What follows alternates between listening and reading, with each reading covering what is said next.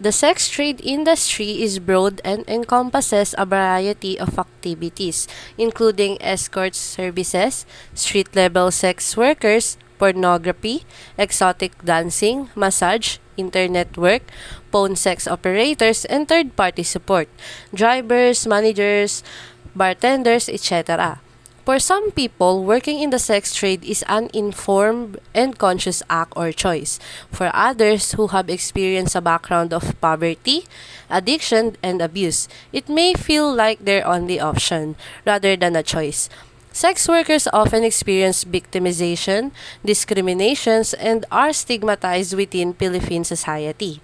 Sex workers can be targets of violence, and this often results in fear for their personal safety. Now, we will be talking about the documentary of sex trade in the Philippines that children are the main victim of this sex trafficking and how it is connected to our topic lesson for this week. Homeostasis is the psychological and physiological equilibrium of needs and drives. Examine need and drive states and how motivations contribute to homeostasis. From the Greek word for same and steady, it refers to any process that living things use to actively maintain fairly stable conditions necessary for survival. It is essential to emphasize that homeostatic reactions are unavoidable and automatic if the system is functioning properly, and that a number of interdependent systems can maintain a steady state. For instance, flushing is one of the body's automatic responses to heat. Skin turns red because its small blood vessels expand automatically to bring more heated blood to the surface where it can cool. Homeostasis indicates that all of our needs have been met and we want for nothing. In psychological homeostasis, the disruptions are referred to as drive states, and they are somewhat less easy to satisfy. Drive states are what is known as a secondary state because it's informed by things like social expectation and cultural beliefs which are learned. Motivation is the process that initiates, directs, and sustains goal-directed actions. It is what motivates you to act, whether it be to quench your thirst or to increase your knowledge. It includes the biological, emotional, social, and cognitive forces that influence behavior. The term motivation is frequently used in common parlance to describe where a person does something.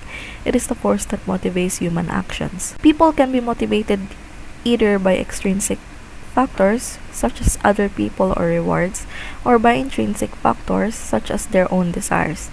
If you want to improve at something, you may be motivated by intrinsic motivation. Intrinsic motivation, on the other hand, is associated with greater effort and more satisfying outcomes.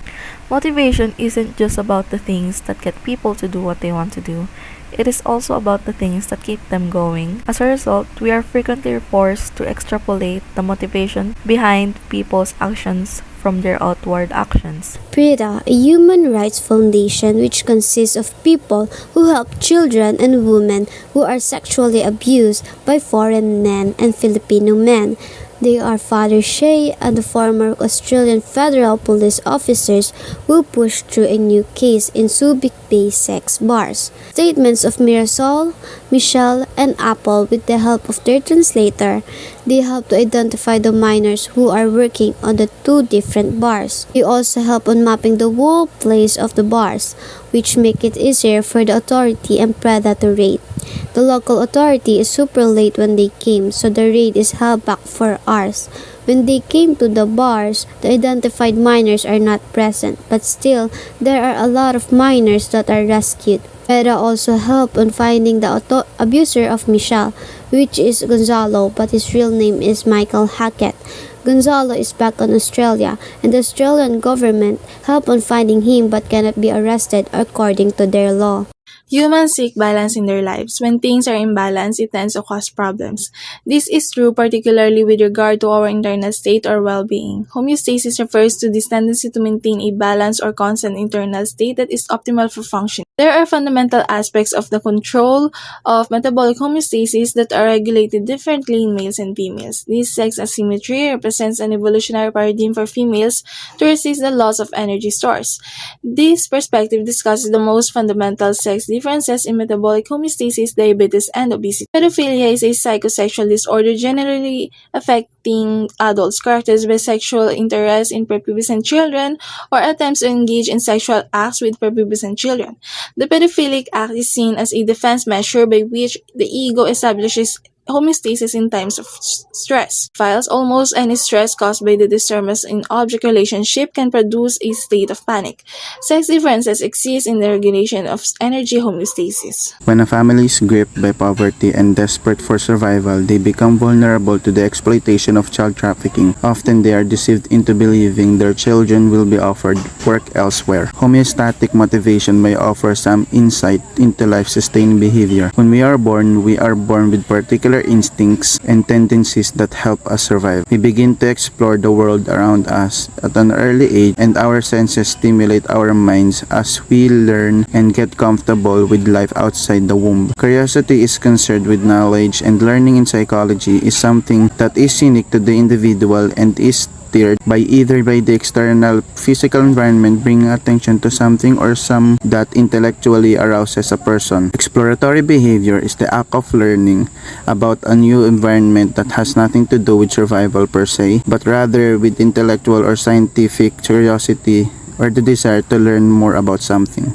Most child sex trafficking victims are between the ages of 11 and 14. Most children under the age of 10 are primarily trafficked by family members. Sex trafficking was included in 74% of child trafficking instances, with whip-controlled prostitution being the most common. The 10 worst countries for human trafficking are 1. Belarus, 2. The Central African Republic or CAR, China, Eritrea, Iran, North Korea, Russia, Sudan, Syria, and Venezuela. Each year, an estimated 600,000 to 800,000 men, women, and children are trafficked across international borders. Some international and non-governmental organizations place the numbers far higher, and the trade is growing.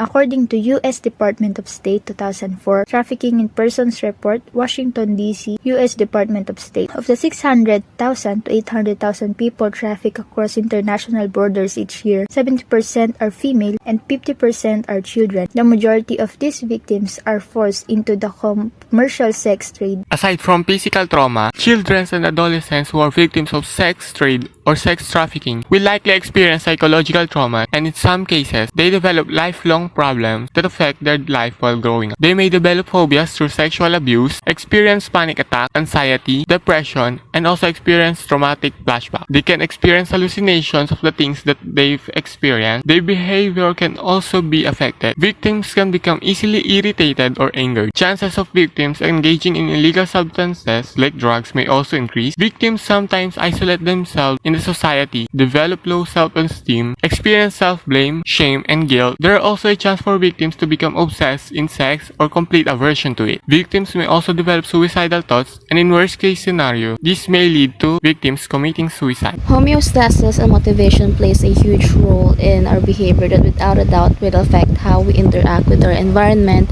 and how we will act upon our thoughts or urges. In an almost an hour documentary, it mainly focuses on the large amount of young women who are prone to be victims of children's sex trade, wherein they are being treated like objects by men with sexual desires. Since homeostasis and motivation plays a huge role in our behavior, we can make an example that revolves around the homeostasis and motivation of the abuser and how it impacts the victim. Motivation can highly impact the situation of abuse based on the documentary. A man with uncontrollable motivation will have a lesser possibility to maintain equilibrium. In this case, in order for that individual to attain bliss, where their needs must be met, they would act upon those urges despite of its consequences. This too goes hand in hand that can certainly affect the victim, as they can go through more acts of abuse or even worse forms of it in order for the aggressor to attain his physiological or psychological needs. Conclusion: when all of the information from the documentary are considered, the sex trade in the Philippines is quite prodigious. Teenage or underage Filipinas are the primary victims of this type of circumstance. It's heartbreaking to see girls my age being dragged into this type of position. Some have literally no privilege due to poverty, while others are dragged in because they are forced to. Thankful that organizations like RADA Foundation promote the well-being of these young girls who endured sexual molestation by foreigners and fellow Filipino men. These girls are not only physically abused, but they are also psychologically abused. Things that happen to them have additional psychological repercussions, and the illnesses that they may acquire as a result of those encounters. Justice is desperately required, especially for girls who are minors and have been victims of abuse.